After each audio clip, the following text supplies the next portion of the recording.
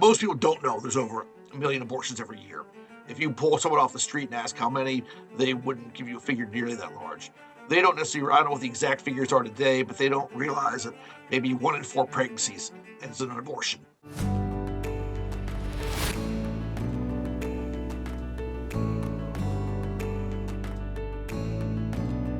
So here are 2 different headlines for you on a recent poll. One, majority of Americans continue to say abortion should be legal in all or most cases. Another headline, over 70% of Americans believe there should be some restrictions on abortion. You would look at that and think, okay, 2 different polls. No, same poll. Same poll, 2 completely different headlines. And that's, of course, the Pew Research poll. Hey, it's Dear Jane, Scott, and Marcy. How are you? I'm confused about how 2 vastly different headlines could come from the same poll. Yeah. They do this poll every couple of years, and you really have to dig in to really understand what the findings are. And we're going to do that today with Dr. Michael New. If you're in the pro-life movement, you, of course, know who Dr. Michael New is. He is a leading researcher. You see his pieces all the time, National Review. He had a piece just recently about this.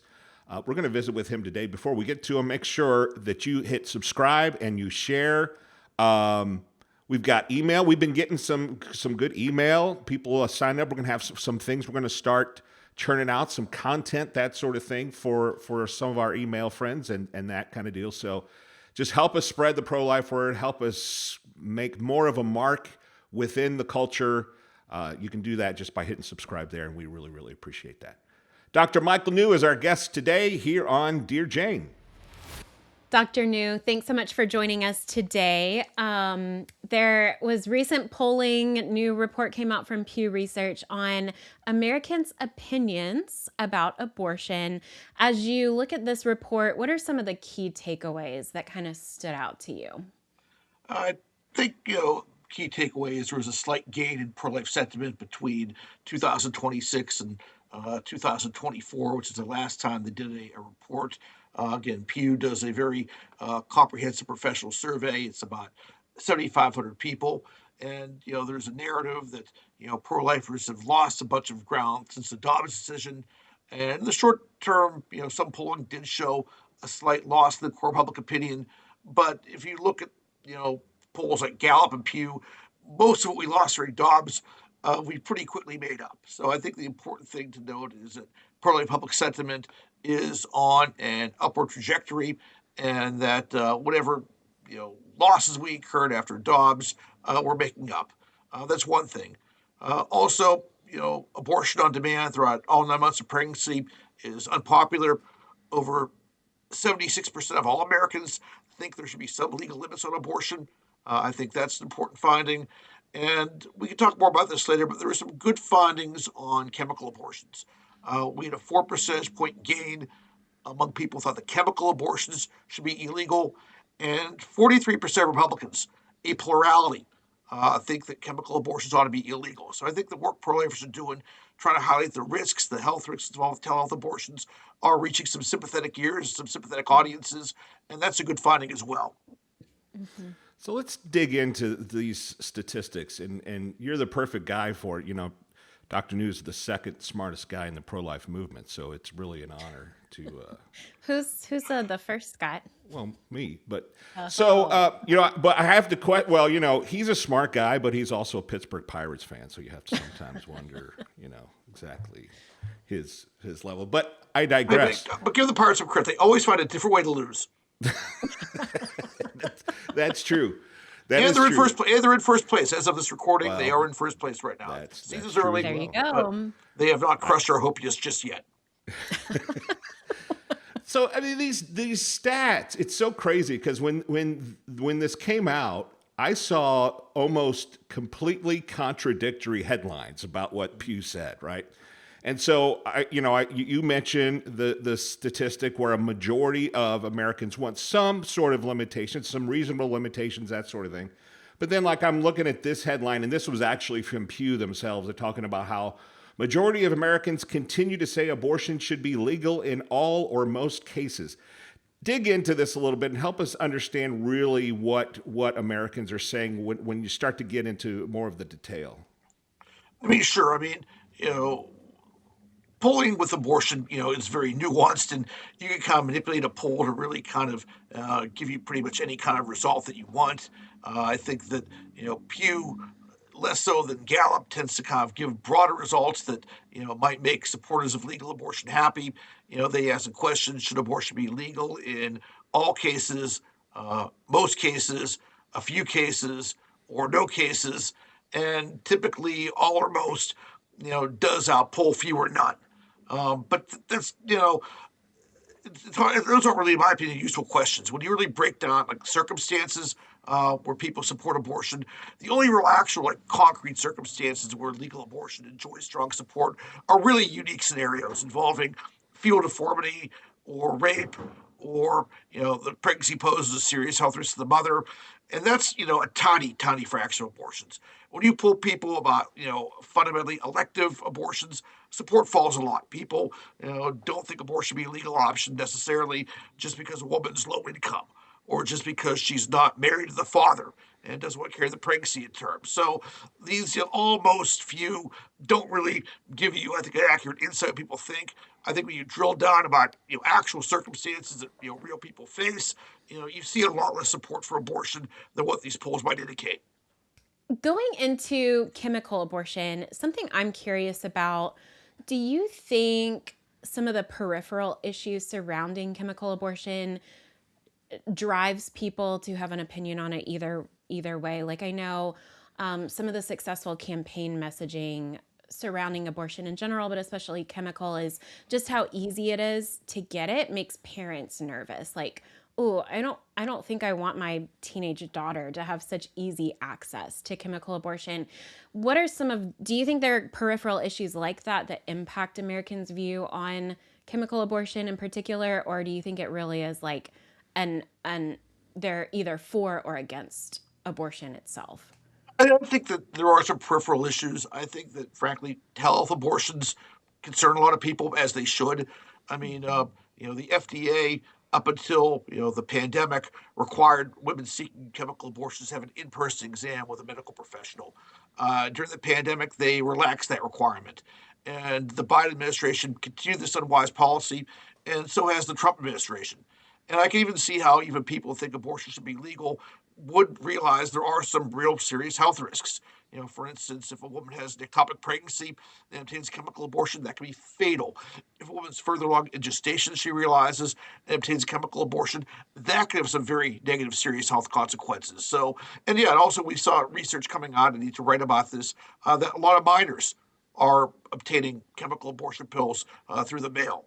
And I think that's very concerning because typically, first, it undermines the pro-life parental involvement laws we've passed in over 30 states. But importantly, if a minor is seeking an abortion and getting an abortion pill, through the mail, very likely they're trying to conceal their sexual activity or their pregnancy from their parents. And if there are complications, that minor girl may be less likely to report it to a medical professional, less likely to seek appropriate professional medical help down the road. And again, that could have some negative consequences too. So I think the whole Wild West when it comes to chemical abortions concerns people, as it should. And it's frustrating. The Trump administration could put some clamps on this tomorrow or even today if they wanted to. I mean, the FDA has it within their power to restore the old rules and at least make women getting chemical abortions show up at the doctor's office or show up at a medical professional's office for an in-person exam. And it's greatly frustrating to me and other pro-lifers. The Trump administration has not really taken any action on this yet. As you look at the data, and you've been tracking this stuff for a while now, any surprises stick out to you? Oh, this Pew poll, I was kind of surprised you did see a plurality of Republicans think that chemical abortions ought to be illegal, not telehealth, mind you, all chemical abortions. So I think that some of the pro-life messaging, I think, has done pretty well. You look at abortion polls, and after a while, there's not a real lot that really surprises you. You see generally that people who are a little bit older tend to be a bit more pro-life. Younger people tend to be more sympathetic to legal abortion. People with higher levels of formal education tend to be a bit more "quote unquote" pro-choice. People with sort of less formal education tend to be more pro-life. The one thing that's somewhat interesting about the new polls, and it's something I think pro-lifers have to think about, is we do see a gender gap starting to develop. Hmm. For a long time, men and women had very similar opinions about abortion. Whatever gender gap there existed was pretty minimal. That's changing, and it should start to shift before Dobbs. I think this current generation of younger women, college-age women in their 20s, just seems a bit more sympathetic to legal abortion than their predecessors. I'm not quite sure why that is, but I think it is something that pro-lifers have to think about as we do outreach and we just try to engage the broader public. Yeah, that's confounding to me. I don't know if you guys, especially when you consider that abortion harms the woman just as, I mean, harms, there are two victims to an abortion, right? But yeah, men, the gender gap is widening significantly. And I mean, that's something that we can certainly learn from. But I was surprised, especially as you dug into some of the different demographics of women. I mean, you have some 70% and 80%. I mean, women way, way in favor of abortion. I find that really, really surprising. Yeah, I mean, one thing we also just see is just a bigger gender gap when it comes to just ideology in general. That especially among young people, younger men just tend to be a lot more conservative. Younger women tend to be just getting a lot more politically liberal, and even to see things like church attendance. I mean, for years and years and years, for almost every age demographic, women were more church going than men. It didn't matter when you looked at this data or how old people were.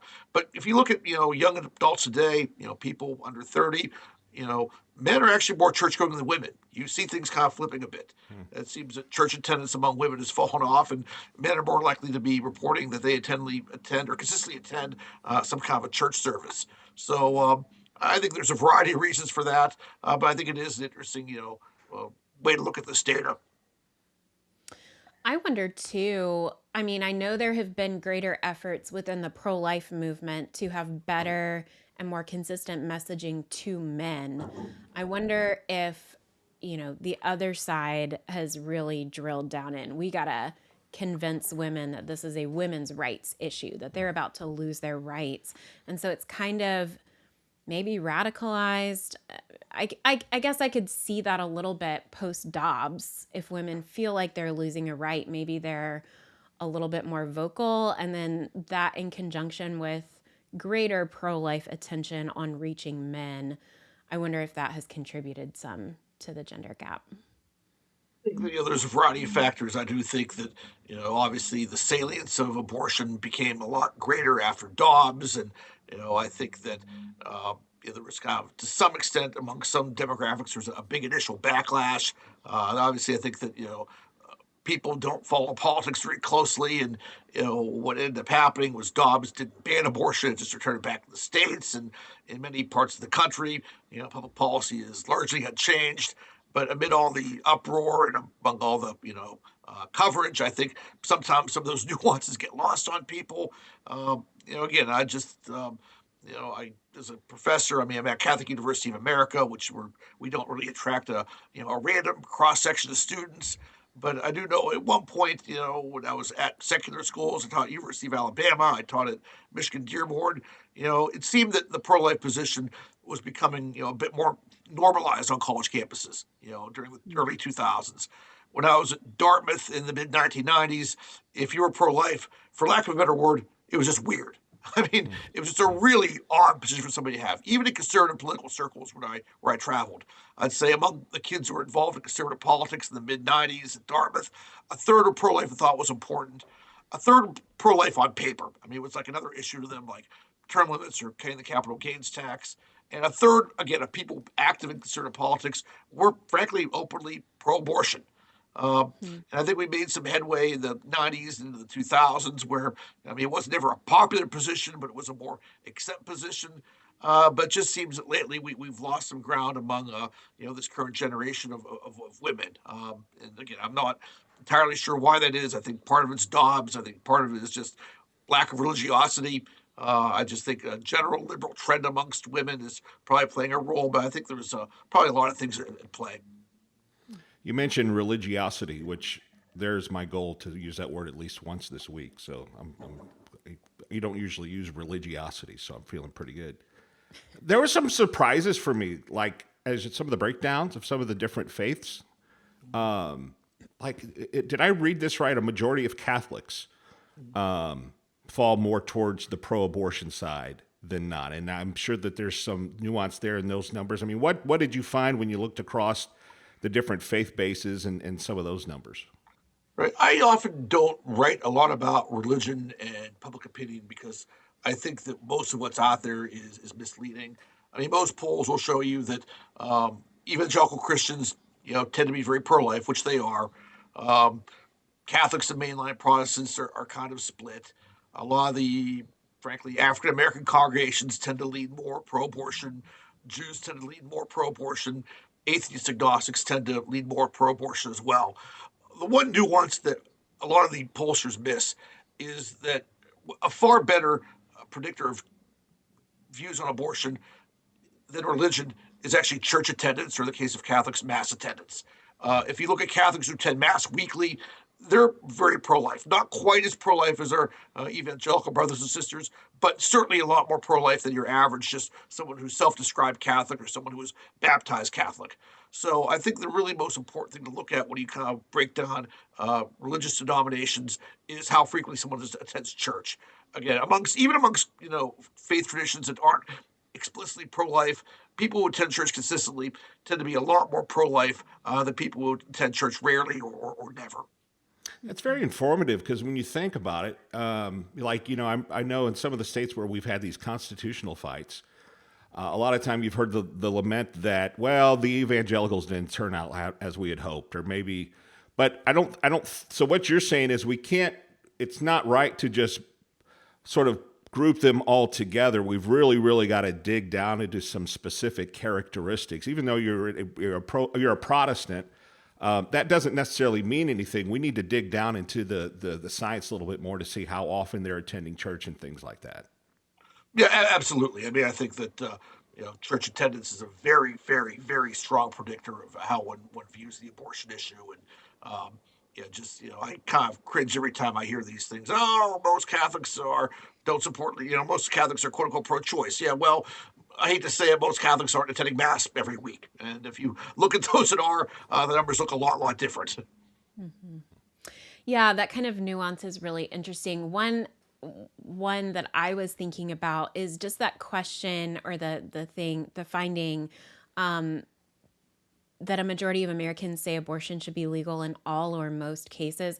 I'm guessing when they're polled, the pollsters are not asking that or not describing Mm-hmm. what an abortion is, and that's why they're saying that they're for it. As a political issue, as an idea, I don't have to really think about what abortion is. I could see why people would say, oh yeah, it should be legal in all or most cases.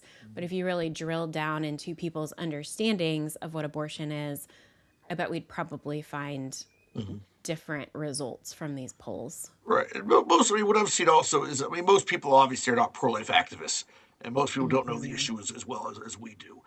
Most people don't know there's over a million abortions every year. If you pull someone off the street and ask how many, they wouldn't give you a figure nearly that large. They don't necessarily, I don't know what the exact figures are today, but they don't realize that maybe 1 in 4 pregnancies ends in an abortion.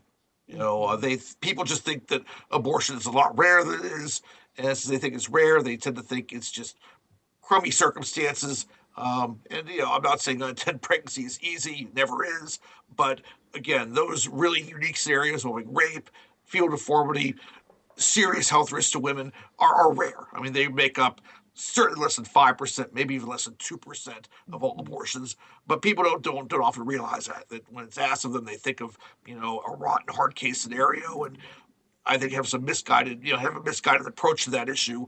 But I think that their lack of knowledge is just driving an opinion that is based on incorrect facts. Mm-hmm. I'm looking at some of the political party breakdown, and conservative or lean Republican. So I'm looking at this. 73% believe it should be illegal in all or most cases. I find that interesting just because if there's this narrative out there amongst some politicians that this is not a winning issue for anybody. That tells me that it is. It's certainly, at least in Republican primaries, that there's a wide divide. And when you get in some of the moderate numbers, it's even There's some good things to find there. So this isn't necessarily a losing issue like we have heard politically, at least on the right. Right. I mean, if you look at the data, from what I can tell, there's not been one single pro-life incumbent who's lost a statewide race since Dobbs. I mean, even pro-life people who signed very strong pro-life laws. We're talking about Ron DeSantis in Florida. We're talking about Greg Abbott in Texas. We're talking about um, you know the governor of Ohio, the governor of Georgia. And keep in mind they ran against well-financed opponents who made a big deal about their support for legal abortion. And these pro-life Republican governors who signed good pro-life laws won, and in most cases won pretty handily. And one thing you also do see from the polling data is you do see more polarization. You do see Republicans these days are more likely to be pro-life, and Democrats are more likely to support legal abortion. I think what's kind of happening these days is people are a lot more likely to vote with a party that's kind of supports their ideology. And that hasn't always been the case. I mean, for a very long time, you had a lot of Catholics who would identify with the Democratic Party, and at some level, politics is tribal, and they would keep voting Democrat, even though they were faithful church-going Catholics who were pro-life. And there's people in my family like that. That growing up in the Great Depression, you grew up in a city like Pittsburgh, you were Catholic, you were taught to vote Democrat. And even though I have relatives who were, very pro-life for a long time, they did vote Democrat because that's kind of how they were raised. That's not the case anymore. People, I think, they don't always vote an ideology, but they're a lot more likely to do so. So I think that's kind of causing some of this polarization. This recently in the headlines, there has been a sort of a give and take between the Pope and President Trump, not about abortion, not about this, but about. It just makes me think of the Pope's influence on Catholics. Has he? How would you characterize Pope Leo when it comes to this issue and what he has had to say about it? Well, Pope Leo's papacy is still pretty new. He's maybe been pope for about a year or so, give or take. So, I don't think he's said a lot. I mean, certainly he is pro-life. Certainly, uh, he has a lot of. I would say the Pope certainly is very culturally important. I don't get the sense that he's really prioritizing this issue, perhaps the way Pope John Paul II did, or the way Pope Benedict XVI did. I think we have to take kind of a wait and see approach. I always appreciate it. When the Pope does make a statement that is pro-life. I think that does, give some reinforcements to those of us in the pews and those of us trying to do good work at the street level. But I think that again, we just have to wait to see how the Pope Leo's papacy plays out. You can't necessarily always predict what a pope is going to do. The one thing I will say is I don't think that Pope Leo wants to be really seen as like an American pope. He was born in the U.S. He did a lot of his religious work, his missionary work in Peru. I think that there's always been a bit of a stigma within Catholic circles about electing a U.S. pope, that people think the U.S. has too much power already, and you don't want to have a quote unquote superpower pope. So I don't, even though he is saying certain things about our military intervention in Iran, I don't think you're going to see Pope Leo prioritize U.S. culture war issues. Maybe he will. I mean, we can't predict it, but it wouldn't surprise me, frankly, if he didn't. And neither one of us are Catholic, but help us understand what kind of influence a pope can have on American Catholics on this issue, if any. Well, I think honestly, the main thing the Pope can really do, and Pope John Paul II, I mean, and Pope Benedict XVI, I mean, Catholics who are really tuned into the Pope and really care a lot about papal statements and whatnot are probably already pro-life. So, if a Pope makes a statement to prioritize, voting on sanctity of life issues, that in of itself, may not move the polls a lot. Again, those Catholics who are dialed in and really pay attention, frankly, are already probably voting pro-life, and those who are not dialed in either didn't hear the statement or just kind of don't care. But what the Pope can do, and again, what Pope John Paul II did, and Pope Benedict XVI did, is he selects the bishops. And I think that you really saw a much more, conservative, a much more faithful group of bishops come out of those two papacies than their predecessors. And I think that it's important when bishops make sanctity of life issues a priority. That it's great when they have a Respect Life office that's properly staffed, and you have people who work for the diocese, the archdiocese, doing full-time pro-life work and organizing things at the parish level, and just being a good, consistent voice for a culture of life. The parishes and the schools, etc. That can make a difference. Just the papal statements. Again, may not do a lot in the short term, but picking good bishops is, I would argue, one of the most important functions a pope carries out, and that I think can make a real difference. Well, it's good to have you on because, like I said, it's some of the headlines that come out of this. Every time we see a new poll, of course, they're slanted. So appreciate the work you do and some of the pieces that you have written, National Review and some other places, to sort of dig through some of the other side's nonsense and really have a better understanding of not only what's going on, but the why and how we can utilize that. Dr. Michael New, thank you very much for joining us here today. Thanks, Abby. Much appreciated.